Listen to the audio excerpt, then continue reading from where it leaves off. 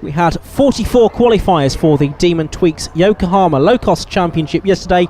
There were 39 survivors for today's race. Sadly, one of them is not Sian Stafford Atkinson. She's had a catalogue of engine problems, and so she's going to have to watch this race from the sidelines. She was 6th in the championship coming into this weekend.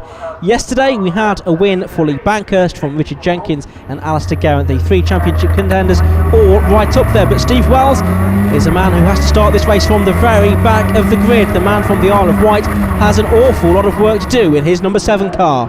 But it's Bankhurst that's made the best of the starts. Then it looks like Richard Bradley has slotted into 2nd place then, and possibly David Boucher 3rd, as the field heads through Abbey for the first time. Still a very busy field of these cars then that head down towards Village. This is round 10 of the championship here at Silverstone for the Demon Tweaks Yokohama Low-Cost Championship. Really, it's between Alistair Garrett and Richard Jenkins. And Lee Bankhurst as well coming into contention now. Not such a good weekend for Danny Andrew, who is 3rd in the championship coming into this weekend. Engine problems yesterday, and I'm afraid he's failed to start this race as well. So the field heading through the link and onto the hangar straight for the first time. Steve Wells has already made up quite a few places, but he's still got more than 30 cars to try and fight his way past. If he's going to get up to the front of the race, he's only got 13 minutes plus 1 lap to do it. Down at Stowe Corner, Alistair Garrett goes through on the inside of Lee Bankhurst to take the lead away. Well, Alistair Garrett, I should say, didn't get the very best of the starts, but he's forced his way through. He's used the toe down the hangar straight to get back up into the lead, but not for very long, because Bankhurst is now back up ahead. Garrett has lost a bit of ground there as they turn down towards the Vale. He's gone back down to 4th position. Garrett, who has 4 wins and another 3 podium finishes coming into this weekend. He added another 3rd place yesterday. That's the number 61 car of Paul Bryant, the driver from Taunton.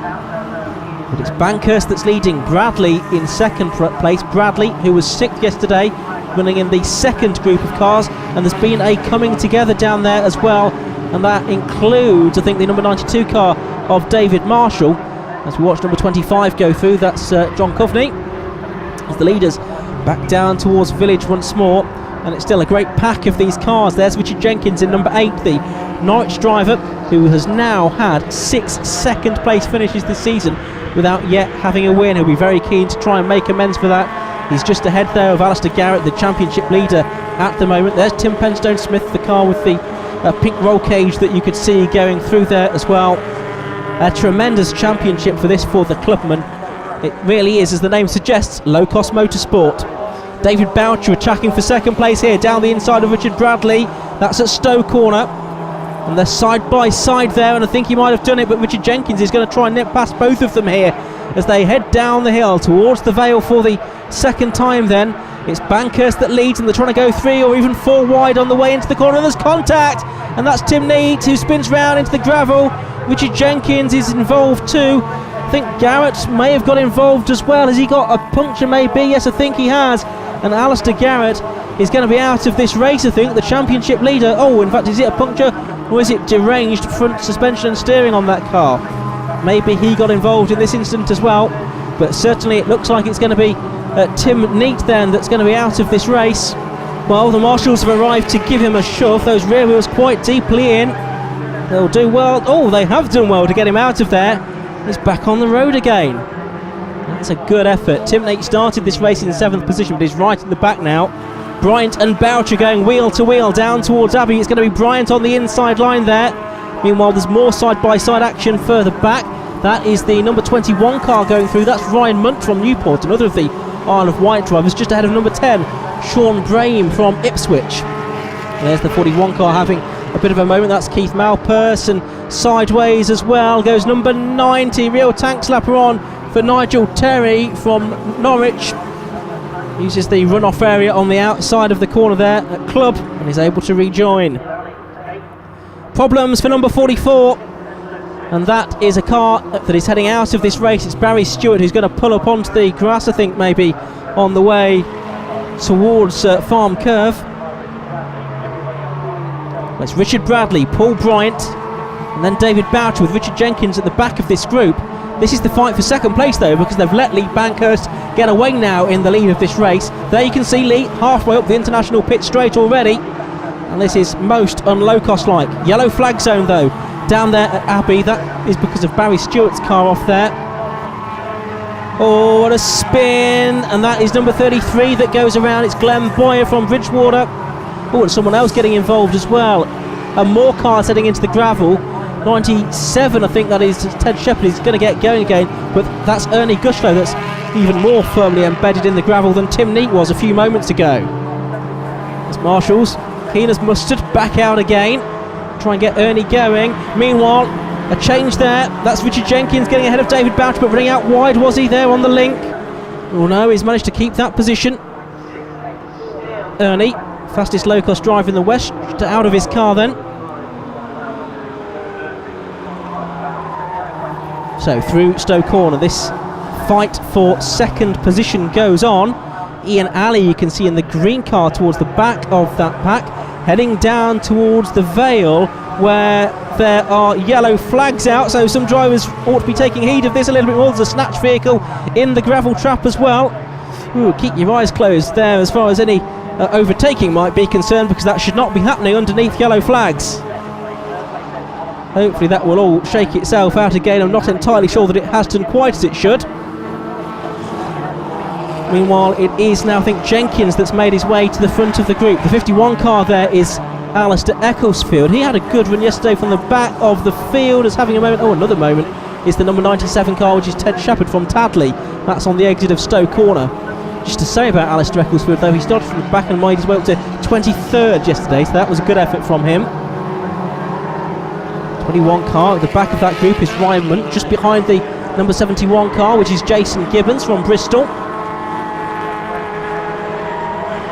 Pack having been split up a little bit since the last lap. Meanwhile, it is still Bankhurst that has a very good lead in this race. Jenkins now second. It looks like Bryant now third. Bradley steadily going backwards, it seems to me. Maybe he's got a problem and is losing another place there, because David Boucher goes through on the inside. And David Boucher eventually sells that car, by the way. His wife gets a new kitchen, he was telling me earlier on, as Ian Alley gets very sideways indeed. The ex-motorcycle racer and the ex-Alex van Ehrenheim car gets it pointing back in the right direction again somehow, but is on the runoff area there at the outside of Stowe. Oh dear, more cars finding the gravel at the Vale. 34 is Trevor Faunch. It's a corner that some of these drivers seem to find quite demanding. Lee Bankhurst is really well in control of this race. As the others have battled behind, he's been able to just stretch his legs. He's had a perfect race, really. Lee won at Mallory Park in the first round of the season. He's had a couple of podium finishes since then at Pembrey, but otherwise it's not been a happy season. Had two failures to start at Castle Como. He'd qualified on pole position, but then unable to race, having stalled on the start line and got collected by one of the back markers. So here's Boucher. Behind him is Sean Brame in car number 10. They're both now behind Jason Gibbons in that purple car as well. Through Club Corner onto the International Pit Straight, you can see that the last lap board is now out as well. So 1.85 miles separates these drivers from the end of the race. Gibbons it is then, at the front of this little group. Where's he going to finish overall?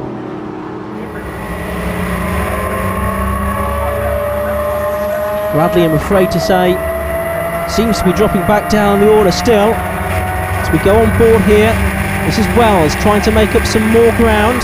Where is he now? Well, he's not quite in the top 10 yet, but it's been an excellent drive this from Steve Wells from the back of the grid. And Mark Roberts is going pretty well too in the number 28 car. He's up inside the top 15 as Lee Bankhurst makes his way past that number 90 car, which is Nigel Terry, and down towards Stowe Corner for the final time.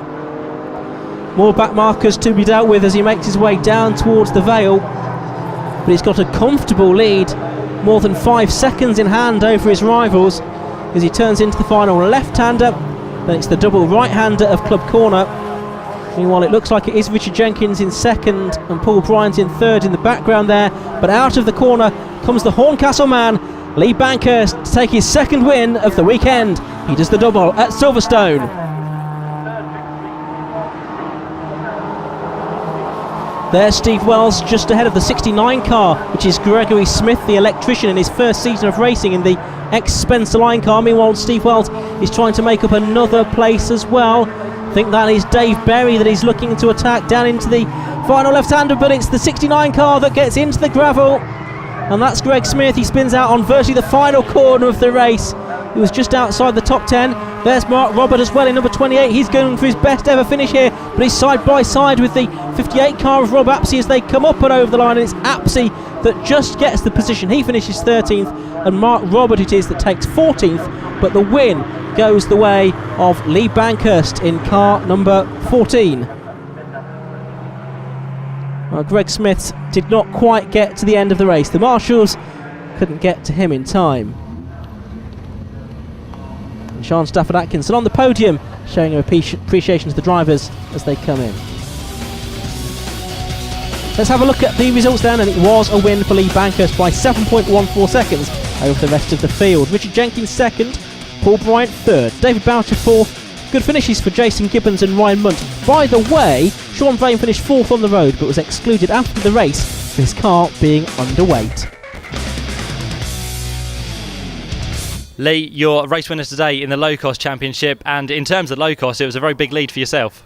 Yeah, I've never managed to lead virtually an entire race like that before. It was I had to pinch myself going around. It was quite remarkable. I mean, the first 2 laps I spent just staring in my mirrors, watching everybody see what they were doing, who's going to get the toe, where they're going to get past, and just try to get away.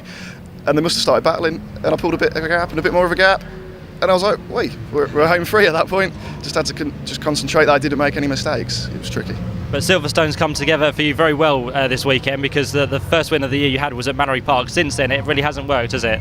Yeah, no, we've had some bad luck throughout the year, and it had to run out sooner or later.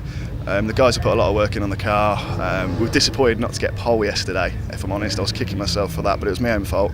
It was just a bit of traffic in quality and couldn't pull it together. So we put it right in the end, and I'm very pleased. Well, good luck for the rest of the season, Lee. Thank you very much. Cheers. Despite his non-finish, Alistair Garrett retains the lead of the Locost Championship. More coming up after the break.